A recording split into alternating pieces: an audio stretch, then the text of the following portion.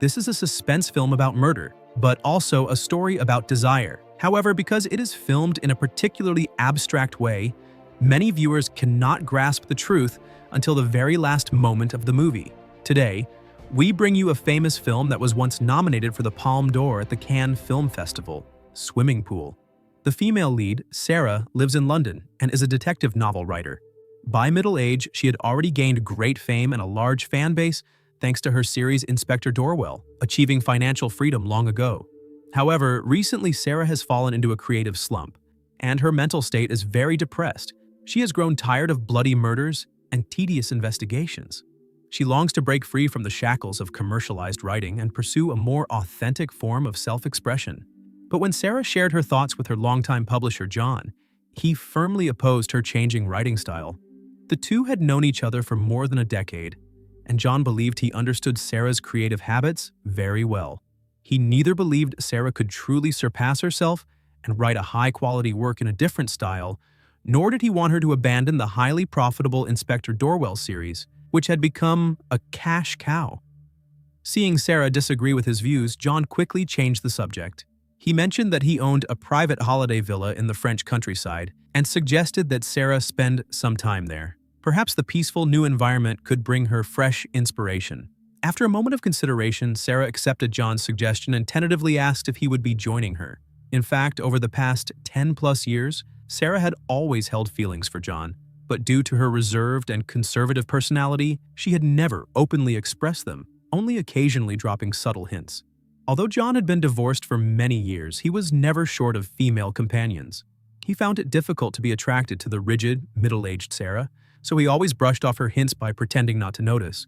This time was no exception. He claimed he was too busy with publishing affairs to accompany her on vacation. Seeing Sarah's face filled with disappointment, John felt a momentary pang of guilt and added that if he was free over the weekend, he might come visit her. Sarah knew full well that John was lying, but she still packed her bags and boarded a train from England to the south of France alone. At the station, she was greeted and picked up by John's assistant, Marcel, who had come to help manage the villa. He then drove more than 2 hours before finally bringing her to a secluded suburban villa. The place was far from the hustle and bustle of the city, with fresh air and beautiful scenery. In the villa's yard, there was even a large swimming pool. It was indeed a perfect place for a holiday and for writing in peace. After dropping Sarah off at the villa, Marcel returned to his own home not far away to rest. Sarah, meanwhile, familiarized herself with the villa's surroundings and then drove John's car to a nearby town where she bought some groceries and had lunch at a small restaurant. The owner, Franck, was a humorous and witty middle-aged bachelor, and Sarah found him rather likable. When she returned to the villa after lunch, Sarah immersed herself in writing her new book. The tranquil and comfortable environment indeed sparked her creative inspiration. She seemed to rediscover the flowing ease of her earlier writing. The next evening, John called Sarah. She first described her impressions and experiences of the place, then asked when he would come visit her. John hesitated for a long time on the other end of the line, but eventually declined, once again using his busy work schedule as an excuse. Sarah's mood, which had been fairly light, instantly plummeted. She finally realized that John merely regarded her as a tool for making money and had no romantic feelings for her at all. That night, Sarah tossed and turned in bed, unable to sleep. She got up to open the window for some fresh air. At that moment, she heard footsteps and the sound of a door opening downstairs. Thinking a thief had broken in, she quickly grabbed a metal candlestick and crept down to investigate. To her surprise, the intruder was a young, beautiful blonde girl carrying lots of luggage. Startled at the sight of Sarah, the girl introduced herself as Julie, John's daughter. It turned out Julie had recently lost her job and decided to stay for a while in her father's unused villa. Upon learning Julie's identity and reason for coming, Sarah, who wanted to focus on her writing, was very displeased. She immediately tried calling John to demand why he hadn't informed her in advance, but he never answered. Helpless, Sarah had no choice but to put up with Julie, the unexpected roommate. However, she soon realized that she and Julie were completely incompatible in personality and could hardly get along. Unlike the serious and rigid Sarah, Julie was passionate and uninhibited, with little sense of boundaries. She often helped herself to the food and drinks Sarah had bought without asking, and she liked to swim freely in the outdoor pool wearing only shorts. The conservative Sarah was furious at Julie's shameless behavior.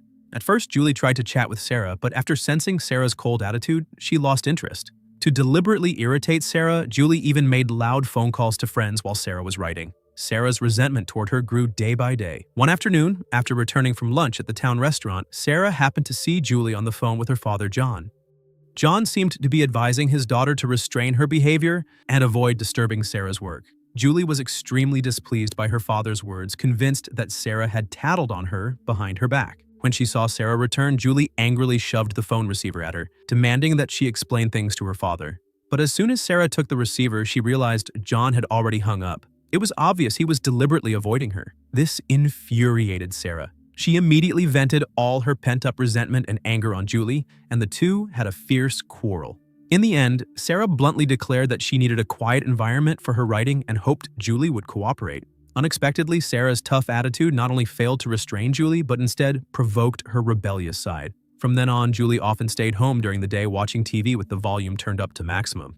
At night, she would head to bars in the nearby town, drink heavily, and bring different men back to the villa. Each night, Sarah had no choice but to wear earplugs to block out the sounds of passion from the room next door, which kept her from sleeping. For some peace, she sometimes went to Franck's restaurant to write.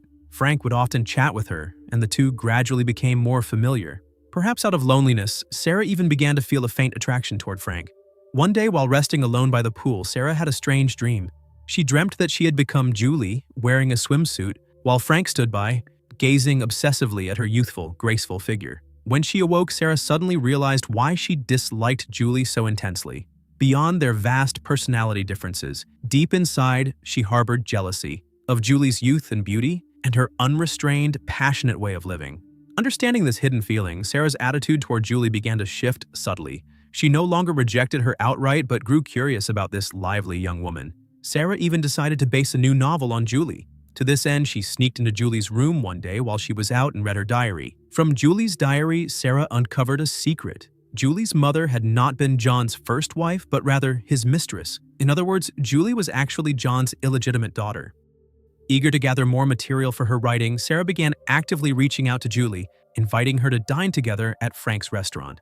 Julie, surprised by Sarah's sudden change in attitude, did not resist and gladly accepted the invitation. During dinner, after drinking several glasses of red wine, Julie couldn't help but confide some of her secrets to Sarah.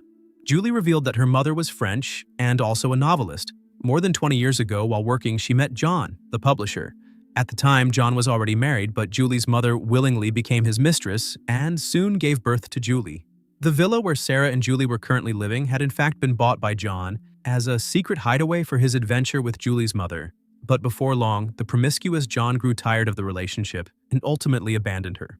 After the breakup, Julie's mother fell into deep depression and often drowned her sorrows in alcohol. When Julie was 12, her mother, driving drunk, got into a terrible accident and died instantly. Julie, who was with her, was also badly injured but survived after being rescued. After her mother's death, with no one to look after her, Julie gradually slipped into a life of freedom and indulgence. From her teenage years onward, she experienced relationships but never gave her heart to anyone. She didn't want to repeat her mother's fate of being hurt by men. In Julie's eyes, men were simply temporary companions, never reliable for a lifetime commitment. Sarah, who had always lived a disciplined and restrained life, was surprised to find Julie's outlook oddly convincing. That very night, after returning to the villa, Sarah eagerly began writing Julie's story into her novel. The next afternoon, while Sarah was away, Julie's curiosity got the better of her. She secretly peeked at the manuscript Sarah had been working on and discovered that her personal experiences had been woven into the novel.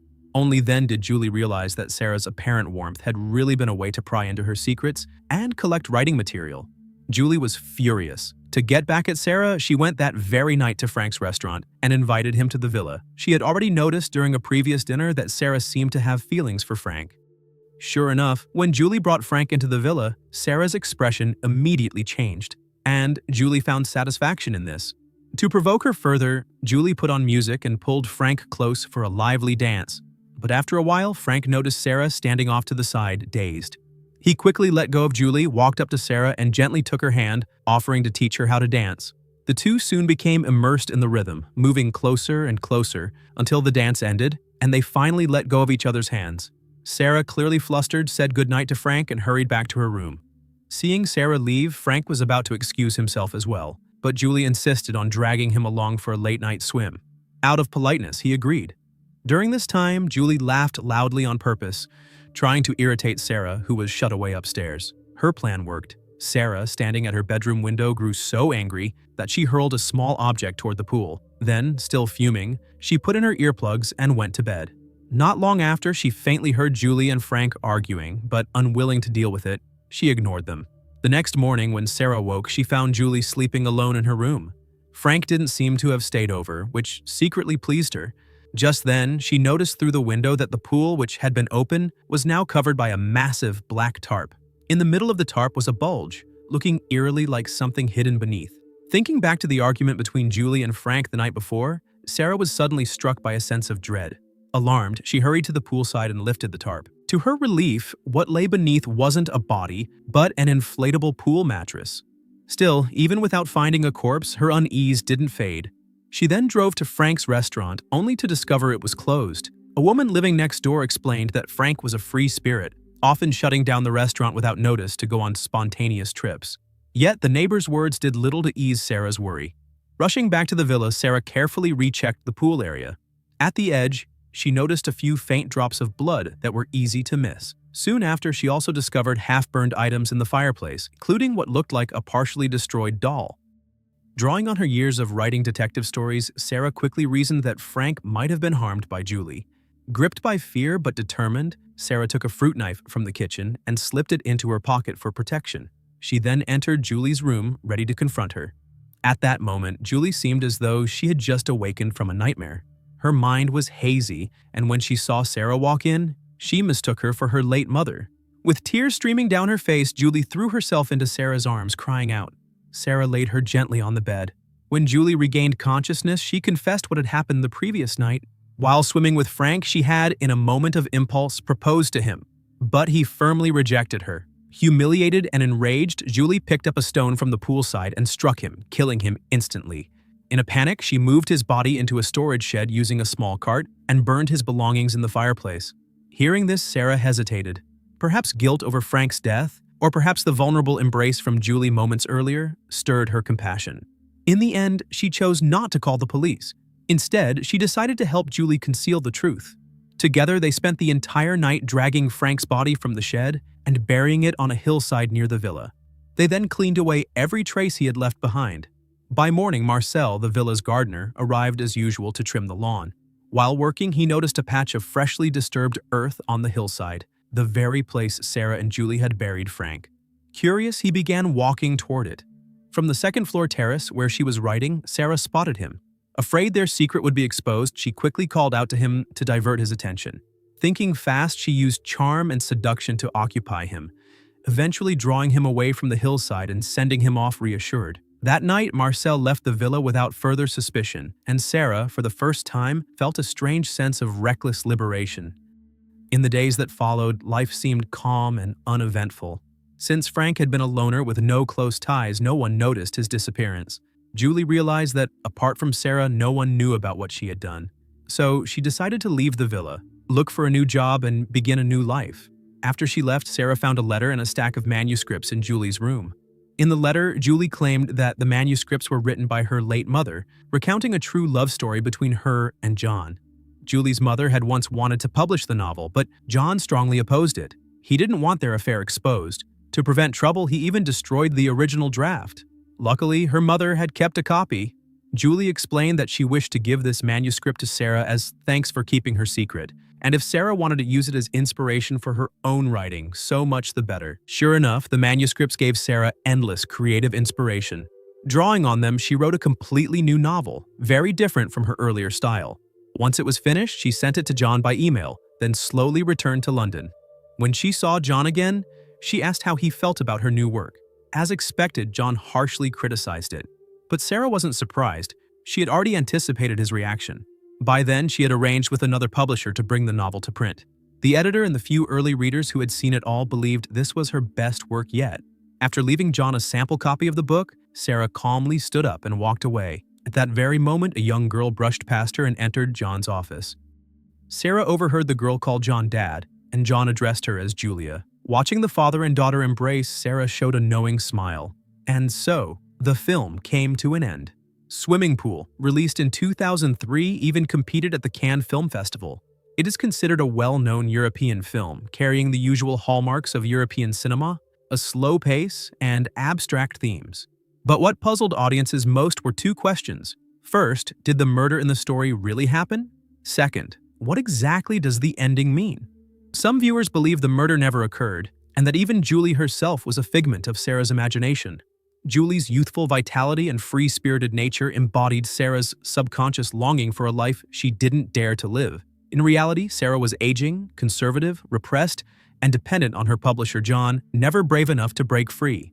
The stark contrast between her yearning and her reality created inner conflict, until finally she broke her chains, transformed her writing, and freed herself from John's control.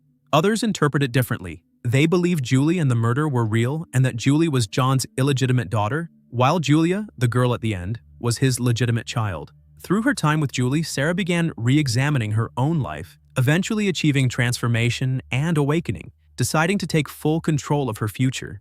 In truth, both interpretations lead to the same conclusion. The story is about someone saying farewell to the past after a period of confusion and chaos and stepping into a new life. Perhaps this is the true meaning of the film for ordinary viewers, a reminder that all of us may one day realize we've long been trapped in an invisible cage. Breaking free requires courage, and sometimes that courage doesn't come from reality itself, but from the longing and imagination of a different life.